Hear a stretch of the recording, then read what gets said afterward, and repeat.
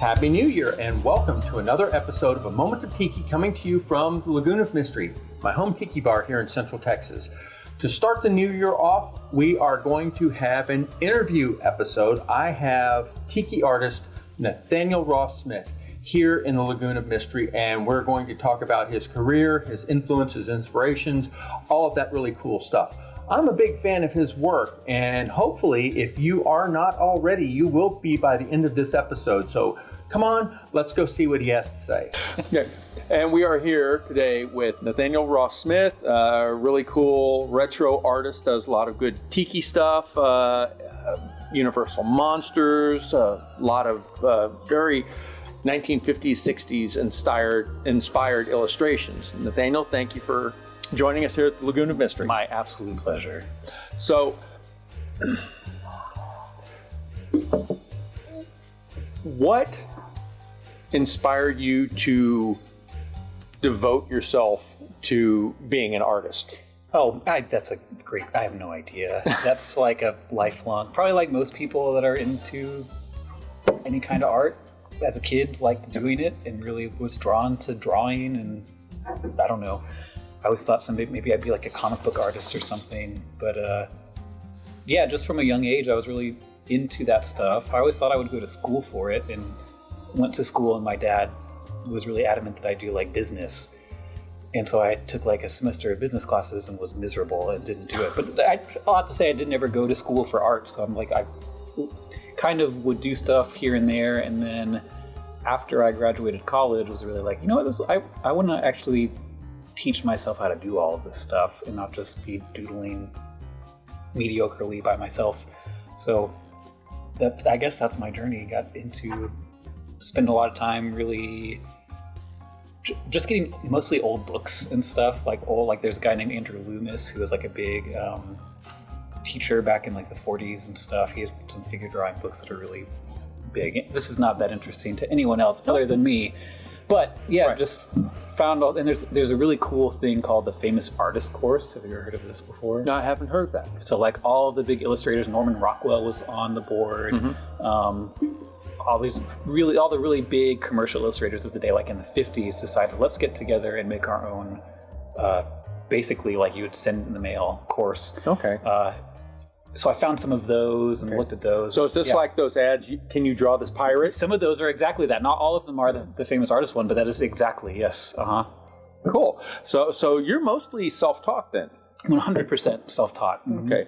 Was this something you just kind of slid into, kind of a slippery slope, and realized, hey, I'm kind of doing this, or did you go into it with intent? I probably slipped into it. I think my like thing I always approach art with is like, if I am enjoying doing it, I'm going to keep doing it, which I think helps a lot if there are I don't know, art is a weird world with not a lot of stability, and so just doing it because you like it is really helpful, I think. Okay, so let's circle back the other direction, and how did you get involved in tiki? And yes, another one that I don't know the answer to.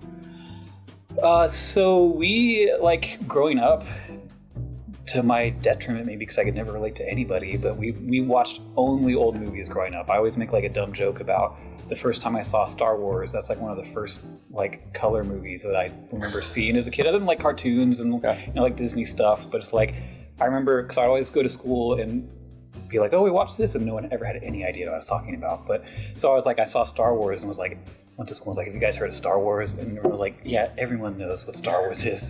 We was like, oh, okay, cool. So that tangent is just to say, so we watched old movies all the time growing up.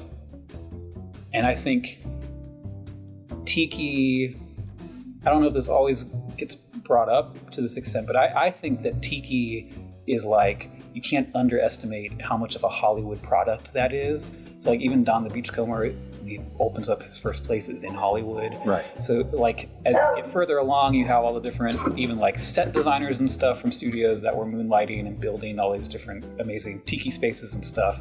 So you have like old Hollywood escapism in movies being translated into like tangible spaces that people could go into. So it feels a lot, and this actually is maybe the other the other thing that brought me and probably lots of people into it. But it's like Disneyland, right? Right. Where like with Disneyland, you have what did they know? They knew how to make movies. And it's like, okay, we can make spaces that are like movies that people can just be in. And that builds like this environment escapism thing that we all really enjoy if we're into Tiki. So I would see that stuff in old movies frequently, because every once in a while I have like a running list of old movies where it's like, oh, there's a Tiki bar just in this random movie for no reason. So I would see a lot of that stuff growing up. And then my dad would always tell stories whenever Disney World opened. They, like right at the beginning, they spent 2 weeks staying at the Polynesian Resort. So that was like a thing as kids always, this dream of, to be at the Polynesian for 2 weeks, go to the Tiki room every day. So like those two things I think melded together. And then when I was like in high school, that's when Tiki Central was really kind of getting big. And back in high school, I would like lurk every once in a while and go and see on Tiki Central. And I was like, I don't know, it was not old. I don't know. The internet was also still very young, and I was also very young. So I didn't ever like engage with anything. But like, there's other people who know about this stuff, which was kind of a first for me. It's like the opposite of Star Wars, where I was like, you guys know about this? It's like, yeah, we all know about it. Because this is like, no one knows about Tiki, but it's like, there's this weird group of people that kind of know about Tiki and know more than I know about Tiki. So I don't know. I'm rambling at this point, but that's like, all those things went together. So I feel like that's stuff that I've always kind of known about. And then when I realized that other people actually knew about this stuff and there's still stuff that was going on, that was kind of like a big revelation. Well, that's interesting. You got in on the Tiki revival kind of at the ground floor, or at least the second floor. Yeah. When it was there. Wow, that's fascinating. And even that is like maybe generous, because like I was off being in bands and doing other stuff, and every once in a while I'd be like, let's look at this Tiki website. Yeah, you and Shag both. Yeah. Well, I think different trajectories that led us different levels of success. Well, it's interesting because I did not know Tiki existed outside of the 1950s until around 2017. So this is a very deep and twisty rabbit hole that I've fallen into. Yeah. So I come across folks like you. It's like, Tiki, 20, 25 years I've been there. Yeah. And even that's like weird because some of the more established Tiki stuff, it wasn't until maybe like, I don't know, 2016 or something that I got the Book of Tiki and was like, here's all these people that like have really researched all of this stuff, or I'm just like aware of it from watching old movies or like seeing old ads or whatever. So that was like a whole different exposure to it, I guess. Well, that's right. And in addition to Tiki, watching your Instagram feed, which is a delight. Good, all right. I see you have a distinct affection for the Universal monsters. Yes. And film noir. Yes, and those are the two. Those are. It's like the three things are like Tiki, monster movies, and noir. Those, yes. So what? I guess it goes back to your childhood exposure to old films. You got the monster movies and the noir because those were all pretty much black and white. Yeah. I mean, like again, we watched a lot of old. That is like probably the number one influence on my art is old movies. That influenced the way that I dress. That influenced like a lot of things, for better or worse, about me. Yeah. The monsters, that's another thing. Like my dad grew up in Philadelphia, so he would always tell us stories about Dr. Shock. And so Dr. Shock was in the world of, do you know anything about horror hosts? Yeah. You had Vampira, and then, which Cassandra Peterson kind of based her whole Elvira character on, and right. Number of different. Zachary was like the next big one. So Zachary was originally, I think, in Philadelphia, and then he, when he moved on, there was another guy that was like, he basically came to him and was like, hey, can I even, like, he dressed like him, his name was Dr. Shock. So he took on the mantle of Zachary kind of, but he was Dr. Shock. So my dad grew up watching Dr. Shock and Shock Theater and all that different kind of stuff. And so he'd always tell us stories of like staying up really late at night watching monster movies on TV. So that's like a lot of this stuff is like my dad telling me stories and me being like, oh my gosh, I wish I could have done that. I wish I could have done this. Yeah. Well, who wouldn't want to be a monster movie host? Yeah, right. Really. Right. I remember growing up and I had not as much of that. I would say that the Late Late Show one time scarred me. I must have been like 5 years old or something. It was the Vincent Price Fly. Oh yeah, with that stairway up in the dungeon and everything. And I can't.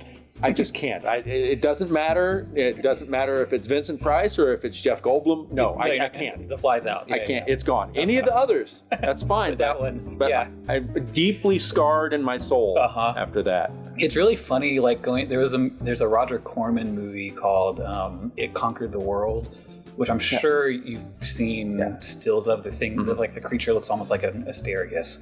It was a big asparagus monster. But there's like a bit in it where it has these like. It's been a long time since I've seen it, but this is for me one of those where it's like these little bat creatures that basically can fly up and then take over people's minds. Oh. And there's a scene of like, I think it's maybe the heroine or something, but she's been taken over and she like sends one of the bat creatures at the main character. And that to me was like, oh my gosh, I can't handle this. But it's like going back in the adult and you realize like, oh no, this is pretty silly. It's not as scary as. Not to say you need to go watch The Fly, but it is funny the things that impact us as kids, as adults. It's like, oh no, this is pretty campy. Absolutely.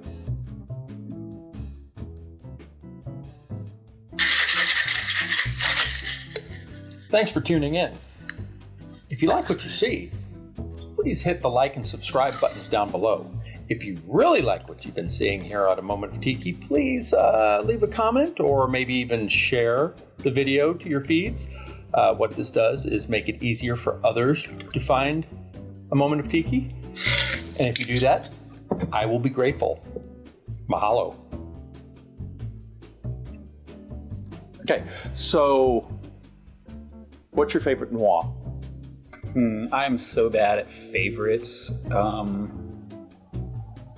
Let's see. Well, what's your most indifferent noir? My most... let's see, what was your most indifferent noir? My most indifferent noir. I'm trying to think of something I've watched lately that I didn't think was that great. I'm gonna just be blanking here. So let's talk about favorite, I guess. And I wouldn't say this is my favorite, but one that has been sticking out to me lately. I've been into. I just watched a movie called Woman on the Run, which is directed by Norman Foster, who was basically a protege of Orson Welles. And so he did a few noirs, but his stuff is really interesting because this movie is set in San Francisco, and it's kind of like a lot of it's on the streets, so you see a lot of really cool shots of San Francisco in 1950, whatever it is. A lot of really interesting camera work and stuff. The story's really great. Cool. Yeah. Cool. Indifference. I don't have a good answer. I feel like anything I say is going to put my foot in my mouth. Well, that's fine. I was just how do you come about choosing what you're going to illustrate? Because some of your more recent stuff were noir and the hard-boiled detective and those, and it's a distinct vision. Your compositions, sure. almost like you're illustrating a novel cover for a pulp or something. Oh, it has that aesthetic to it. Well, good, perfect, yeah. Because that's something that I'm burping. That's something that I do always like. I pull a lot from old pulp covers and stuff, so I feel like I don't have a good answer to tell you my artistic process because it's just like fly by seat of my pants often. A lot of instinct. Yeah, a lot of just. I think I always try to find things that I like. I'm drawn as far as the art style goes because it is very much like the mid-century kind of cartoony advertising, like UPA style art. I was going to ask that how much of those influences from mid-century because I get the UPA, I get like a distinct J. Ward type of minimalist aesthetic coming through there. Definitely, those are both big influences. Like there's an old magazine called Record Changer magazine, so a lot of those like big guys that were into mid-century art would like people like Jim Flora. Who dealt with different record covers and stuff. So there's like a whole magazine of these guys, and they would have different. It was specifically about records, but there was illustrations in them. I can't remember the guy's name. There's specific guy that's really known for that, and as soon as we talk about it, my mind totally goes. But that's fine. Same thing happens to me. Yeah, right. And we're a few sips in. So. Yeah, a few. Mm-hmm. And for our viewers at home, if y'all are wondering why we keep reaching under the table, we have beagles coming in and demanding attention. So, mystery solved. We can't say no to that. Yes. Okay, so what were we talking about? Talking about the illustrations, the style, and the how I choose things. Yeah. I'm just gonna go on these random tangents. I don't totally know. I feel like I'll watch movies and I'll see stuff like a scene like that. The composition's really interesting, so I'll take a note of that or take pictures of it or something, or I'll look at record covers, or I'll look at like old pulp stuff. It kind of depends on what the genre is that I'm drawing, I guess. So your artistic process, not really the idea generating, but the actual physical process, what is that like? Do you use physical media? Do you do things digitally? I mean, how does what's that look like? A lot of it is digital. That's something I never thought that I would do, because I was like, when I started getting back into art, I thought I want to learn how to do like illustration, like on old magazine covers and stuff, like full-blown painting illustration. Turns out that I don't know how to paint very well, so that would be a hindrance. My wife is like amazing at it. She can paint. She's in school right now. Actually, that's where she is right now. She's painting something, so she's like, I need to take advantage of that and be like, hey, teach me how to do all of this stuff. But a lot of it's digital, so I do a lot of it in Photoshop. And I've done, which the fun thing has been, like, I've done quite a few of the Tiki Oasis like art shows the last couple of years, and so that's forced me to actually like paint things, which is something I always wanted to do and then just haven't had time to do. Okay. So that's always fun. What's been the experience with that? Because I come from science fiction convention backgrounds, and so they have their art shows with the print shop as well as originals, and just the interaction, just even if you're not physically there working with the other artists, just being displayed alongside other professional working or even semi-pro artists, people who are just really invested in this genre of art. Sure. I always feel like I'll see, we always, for Tiki Oasis at least, we always get like an email with all of us in there, and I'll look and be like, why am I in this? That's great. I'm happy for myself, but I'll see other people's like, oh yeah, no, this person makes sense. So that's always nice. I would love to actually go some year. I always haven't been able to make it work to be there, but yeah, it's been, I don't know. It's cool. It's cool to see people that you respect and think are really good at what they do, and then being included in that as well. And then it's even cooler to have actually sold things. That's the key. Yeah, right there. Okay, that's the ultimate value. Yeah, I didn't just get asked. Someone actually wanted to buy this thing, so that's nice. Yeah, that's great. I mean, and you're showing in the art show of the major Tiki conventions, and I guess the next step would be to design Mai Tai glass for a professional. Oh wait, what's this? Yeah. Oh, Pagan Idol! What a coincidence! Yeah, I recognize this artist who designed Pagan Idol, which happens to be a real live legit Tiki bar in San Francisco. I actually went there last year. Yeah. And oh wait, what's this? What's this? Just so happens, a menu. A menu. Yeah. What a coincidence! Yeah. And it is illustrated and everything by some dork. Yeah. How does this come about? What's the secret origin of the whole New Braunfels San Francisco Tiki nexus that resulted in this art? I have zero idea. I have no idea. One of the I think she's a manager. She reached out to me on Instagram and just asked if I wanted to do, or maybe they emailed me. I can't remember which. I don't know how people get my email half the time because I don't even display it prominently because I'm bad at checking my emails. Like every self-respecting millennial, I guess. I'm terrible at like actually keeping up with stuff. But they emailed me and then were just asked if I'd be interested in doing it. And we kind of went back and forth like figuring out the logistics. But Pagan Idol is like whenever I as an adult was learning that other people were into Tiki, and then maybe even more important, so like maybe to go back, Tiki to me, being into a lot of the stuff that is very like mid 20th century stuff and watching old movies and stuff, a lot of that stuff just doesn't exist anymore. Right. And so then realizing all of a sudden like, oh, here's this weird thing that still exists from these old days, and it's like morphed and changed, but the good versions of it still maintain the spirit of the old like classic thing, and it still exists, and I can still go enjoy that. Right. So that was like a big thing with Tiki. Pagan Idol, all that to say, is one of the first bars that I was aware of. So when they asked me to do it, it was exciting to say the least. As far as the like menu art and stuff, if any of them are watching this, I'm very proud of it and happy with it. They had like, so with the glasses and this, basically I provided all the spot illustrations for this stuff. Right. And then they designed all of the backgrounds and stuff. So when I look at it, it's like, oh, I kind of wish I had been able to do the whole thing because I think I could have controlled some of the things that I did differently, but I think it turned out really amazing. It's a lovely menu. Mm-hmm. And so did they give you strict parameters, or did they kind of turn you loose and say, you know? They turned me loose. I remember for the actual like drink, I mean, they sent me however many drinks it was going to be and the names for all of them and stuff.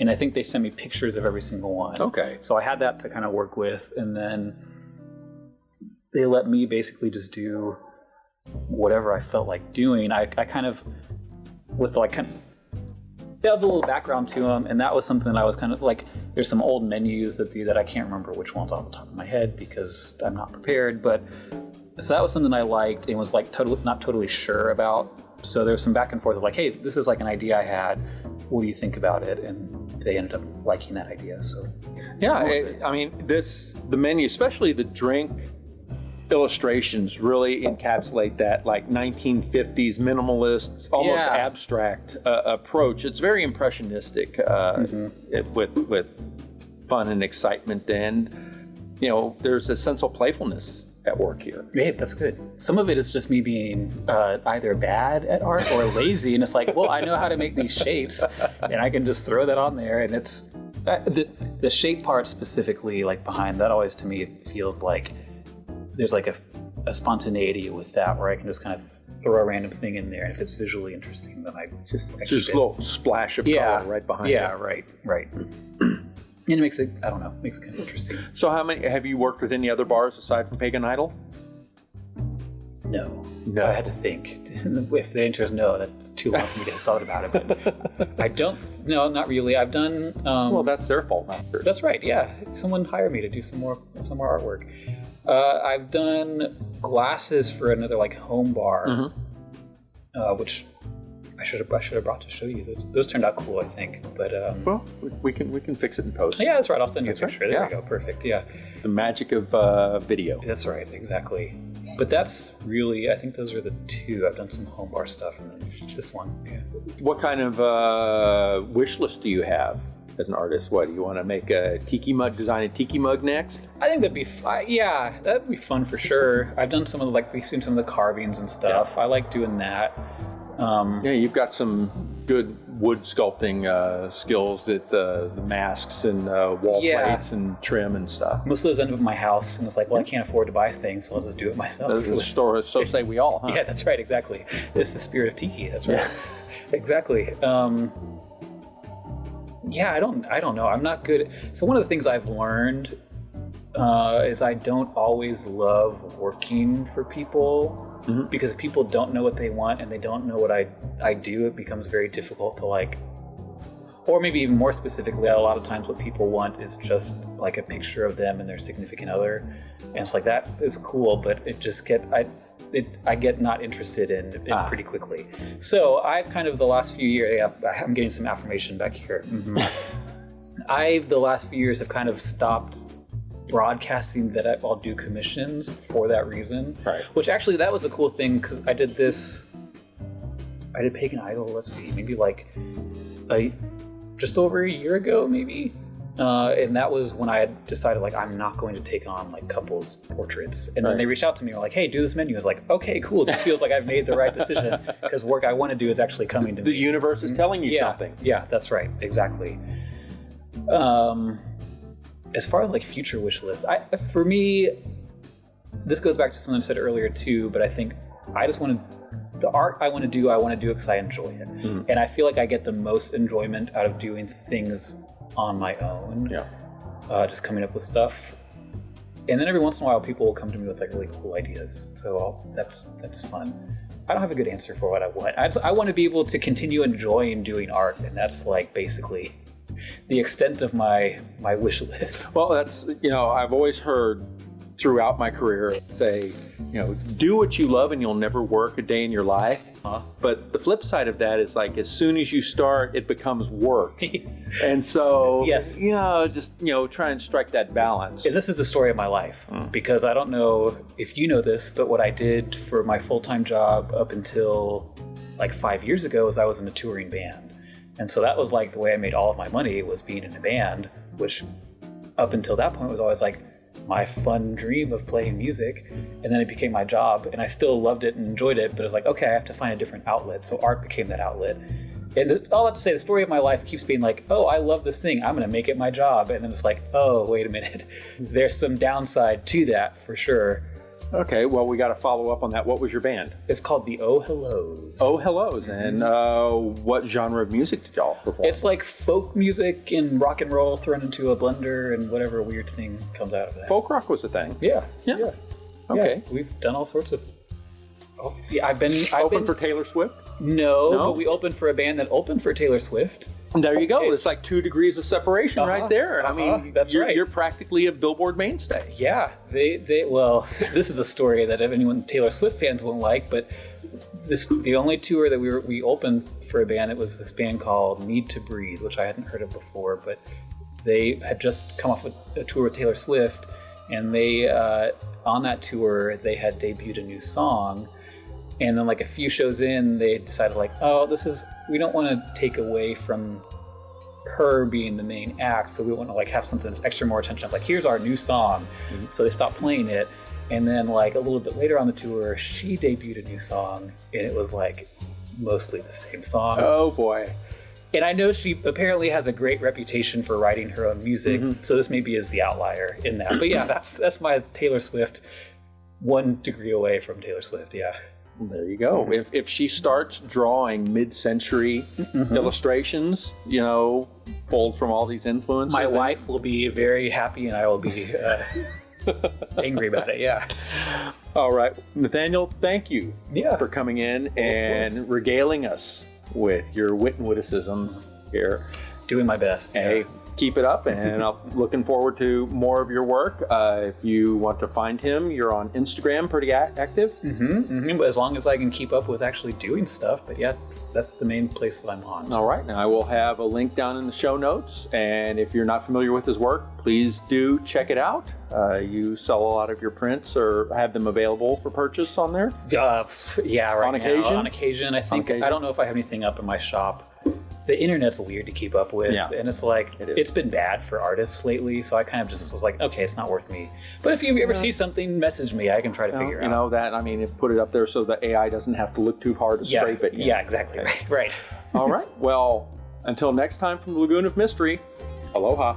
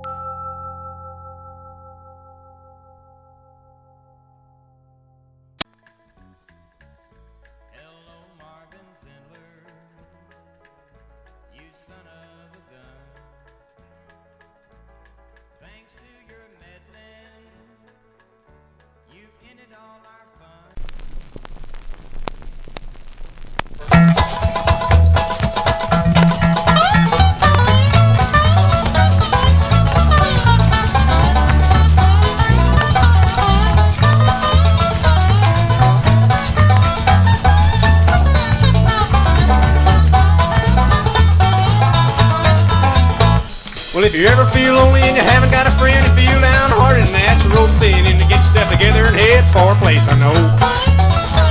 It's a little German town with a Spanish name, and once you go there, you never be the same, and it's a whole lot cleaner and safer than Mexico. Well, it's 90 miles from Houston, 120 from San Antonio, and once you hit the city limit, you don't have to be alone. Every traveling salesman that's on the road, every trucker that's scared and overload knows a boom in a little bird they call a grain.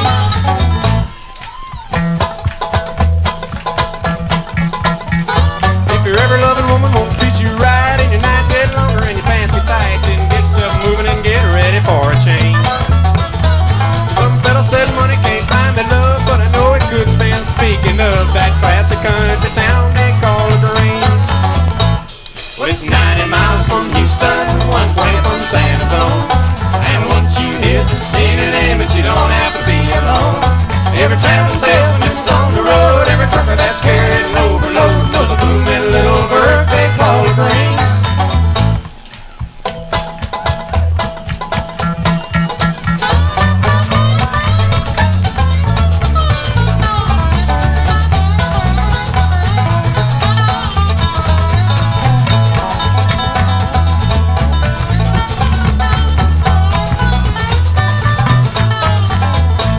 So if you got a little money and you feel uptight, go to LaGrange and they'll treat you right. Just stop at the filling station, give them half a chance. And they'll give you directions to a little retreat with the grade A government inspected meat, and they'll send you to the famous chicken ranch. Well, it's 90 miles from Houston, 120 from San Antonio, and once you hit the city limits, you don't have to be alone. Every traveling salesman that's on the road, every trucker that's scared and overload knows a boom in a little bird they call a grain. Every traveling salesman that's on the road, every trucker that's scared and overload knows a boom in a little bird they call a grain.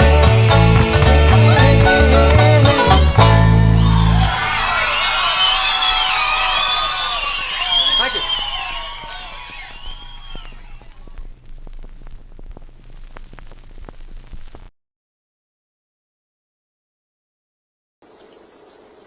Honey, that is a little country place out there that people's tried to make it into something that it wasn't. It's just a little country whore, that's what it amounted to. Yeah.